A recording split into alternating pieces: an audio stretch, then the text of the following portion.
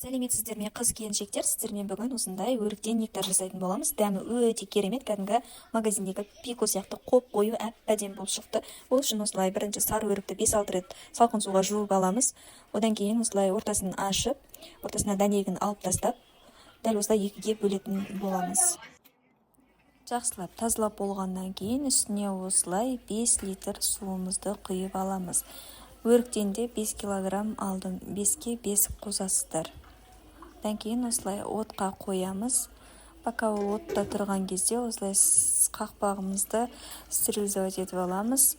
Одан кейін банкілерімізге де 10-15 минут жетеді. Ыстық қайнап тұрған суды құйып алып, барлығын булап алатын боламыз. Банкілерге ыстық суымызды құйғаннан кейін осылай крышкасын жауып шығамыз. Осылай оттағы сары өрігіміз әбден 20 минуттай қайнап шығады. Осы қайнап шыққаннан кейін мен барлық ішіндегі өріктерін сүзіп алып, арнайы бөлек блендерден өткізіп алдым. Сіздер де солай өткізіп алыңыздар. Мінекей осылай өткізіп болғаннан кейін менде осындай арасында түйіршіктері болады. Олар енді ішкенге өте жағымсыз болғандықтан осылай ситадан өткізіп алдым.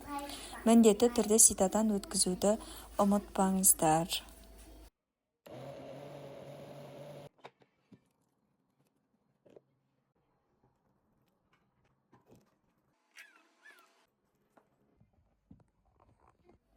Әбден ситадан өткен сары өрігімізді осылай қайнап тұрған суымызға апарып қосатын боламыз, және де жақсылап араластырып аламыз. Бұның барлығы бір келкі болып шығуы керек. Сіздерде дәл осы рецептпен жасасаңыздар өте күшті болып шығады. Үстіне секерімізді саламыз.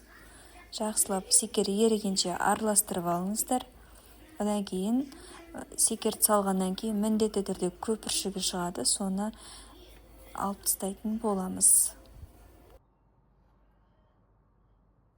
Мінекей секерін барлығын салып әбден араластырып болғаннан кейін дайын болып тұрған нектарымызды осылай тағы да бір ситадан өткізіп алып дайындап алатын боламыз. Міндетті түрде ситадан өткізуді ұмытпаңыздар. Осылай дайын болып тұрған, буланып тұрған банкімізге апарып, осы нектарымызды құйып, қысқа сақтай берсеңіздер болады. Бұны және де қыздар ешқандай да холодильникте сақтаудың керегі жоқ. Кәдімгі үй температурасында сақтай бересіздер. Осылай жап-жақсы әп-әдемі түсіде керемет болып шықты. Сіздер де осылай балаларыңызға үйде дайындап беріңіздер. Банкаларыңыз ешқандай да атылмайтын болады. Балаларыңызға магазиндегі химикаты көп соктарды алып бергенше осылай таза табиғи өнімді жасап беріңіздер. Және де бұл нектарды біз кез келген жеміс түрінен жасай беретін боламыз. Видеом ұнаса лайк басып, қолдап, тіркеліп, комментарий қалдырып кетіңіз. Алдын ала рахмет. Дәл осы рецепт бойынша жасасаңыз, балаларыңыз мәз болып ішетін болады. Келесі видеода қандай жеміс түрінен нектар жасаймыз, астына жаза кетіңіз.